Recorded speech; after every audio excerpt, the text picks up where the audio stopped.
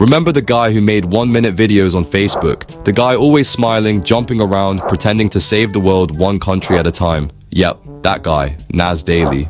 He built a huge following by being positive, telling cultural stories, and editing fast to give people a quick rush every time they watched him say, "This is X country in 60 seconds. But today, that same energy now feels like a cheesy commercial pretending to be positive. Because Nas didn't just fall off, he destroyed his own career. From allegedly tricking native artists, making fun of local traditions, promoting shady crypto billionaires, to literally running away from a debate like a kid who forgot his homework, Nas Daily didn't get cancelled, he cancelled himself. So, how did the happiest man on Facebook become the most laughed at guy on Twitter? Let's dig in. Nas Daily, real name Nusir Yassin, left a high-paying tech job to travel the world and make 1-minute videos. And at first, it worked really well. His videos were short, exciting, and full of amazement. He'd visit places like Bhutan, Ethiopia, or Vietnam and say, "This is the most amazing village you've never seen," followed by quick edits and drone shots. It felt good, uplifting, and fun. But behind the good vibes was a system. And it wasn't deep storytelling, it was catchy clickbait disguised as good intentions, stories told quickly, oversimplified, and designed for maximum shares. Soon, Nas wasn't just a guy with a camera. He had a full team, a platform, and his own academy. He even started teaching others how to be the next Nas Daily. Only problem? He forgot to teach honesty. In 2021, Nas got into big trouble in the Philippines. He announced that Wangod, a respected 104-year-old tattoo artist, would teach a class on Nas Academy for a fee. The ad said she would share ancient Filipino tattoo skills. But right after launching the class, her family spoke out. Wangod's grandniece said the whole thing was fake. Wangod never agreed to it, didn't know what was happening, and couldn't read the paper Nas said she signed. Nas responded with a video showing her giving a thumbprint and claimed he had proof. But critics said she didn't understand the paper, and if she did, why didn't her whole tribe agree, since the tattoo style belonged to the community, not just one person? The same people say we used Wangod. That's why we paused Nas Academy for now to work with NCIP to make sure everything is legal and everything is okay because we care. In simple terms, Nas tried to sell a sacred tradition like it was a cheap online course. The backlash came fast. Filipino creators, leaders, and people called him out for using culture for profit. His response? A guilt-filled video. We went to the tribe and we are now collaborating with NCIP. Okay. And Wangod loves us. Did you and Wang Od ever have beef? No, You and Wang Od? Never. She's never. It's been about members of the tribe. Members of the tribe, yeah. But Wangod herself is amazing.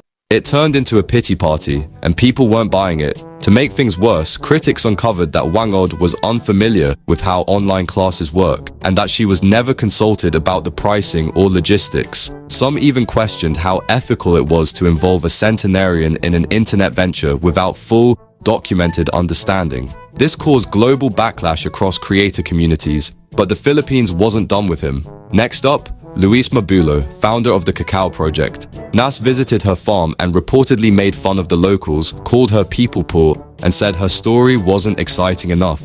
Louise later shared her side on Facebook, showing how Nas cared more about clicks than truly helping. She said he laughed at their accents, ignored their culture, and didn't care about her hard work after a typhoon. She also revealed that Nas had unrealistic expectations, like wanting her farm to look like a Hollywood set. When the story wasn't flashy enough, he lost interest. Nas again replied with a dramatic speech, flipping the blame and saying she wasted his time.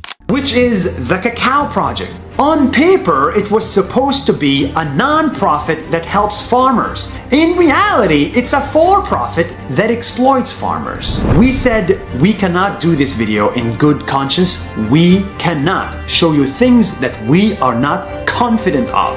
And it wasn't just us. Every person who was on the trip agrees that this story may not be real.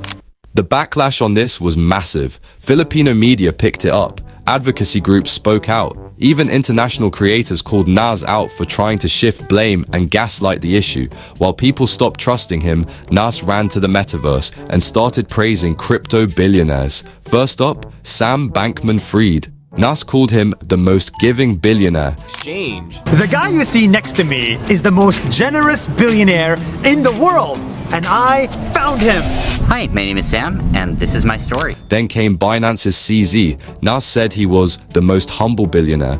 This is the richest guy in the world from crypto, and you don't even know him. Hi, my name is CZ. He even started promoting crypto education, encouraging people to invest and innovate, even when people were already wary of the whole industry.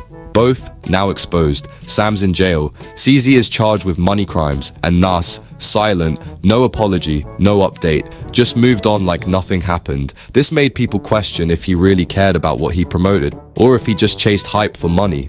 Even worse, a few creators from the crypto space exposed how Nas ignored red flags about Sam Bankman-Fried's sketchy business model. Even when advised not to promote FTX publicly, Nas still chose clout over caution. In Davos, YouTuber Avi Yemeni challenged Nas about climate change. Nas froze, mumbled something, and literally ran away. Doing, mate? Good, man. How are you? How are you? Tell us. Nice to meet you, everybody. Do you think it's cool that you're standing here and you're being employed, like you're getting paid by the World Economic Forum to promote their product? I'll tell you what's cool. This is the video. How are you guys? Give me. You know what's really cool?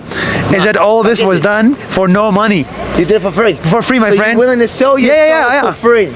I'm selling myself for free because I have opinions, and I agree with those opinions. You push the climate change agenda. You push a lot of these agendas, these woke agendas. But here, what's the friend? We've done more for climate change than you have. Here, what have you done?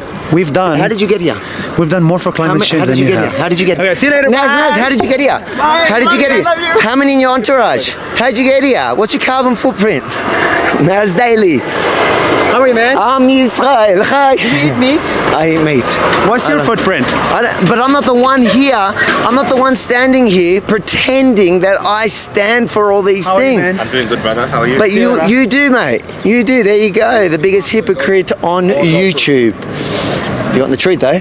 Rebel News. Then he edited the video, blurred Avi's face, and made himself look like the winner. Later, they agreed to a live debate. Nas showed up with no real points and got completely embarrassed. His girlfriend even tried to stop the debate halfway, like it was a video game gone wrong. Then Nas jumped into Avi's interview with the Prime Minister of Luxembourg. He interrupted the whole thing. The Prime Minister walked out. People weren't laughing with him anymore. They were laughing at him. Then came the tweet that destroyed his image. Nas, who's part Palestinian and part Israeli, tweeted during a tense conflict, "I am Israeli first, Palestinian second." He lost tons of fans overnight. Because you can't preach positive for all and then clearly choose a side when it helps you. Worse, he never addressed the deeper issue. He kept posting happy videos like nothing happened. His silence spoke louder than any statement. Some fans even accused him of ignoring Palestinian oppression while benefiting from Israeli privilege. The tweet wasn't just tone deaf, it was a turning point. Several collaborations were quietly cancelled after that post. Over the years, Nas has been accused of using cultures for money, faking positive messages, blaming his critics, and supporting governments that silence people. He tries to look like a world-saving hero. But without the editing, music, and PR team, what's left? A guy who got rich off easy stories, hurt the very people he claimed to help, and never truly took responsibility. Nas Daily was never about helping the world. He was always about himself. From fake deals to fake apologies, from failed crypto hype to failed debates, his story shows one truth. You can't build a lasting legacy by cutting corners. And now, he's just another caution sign in a black t-shirt.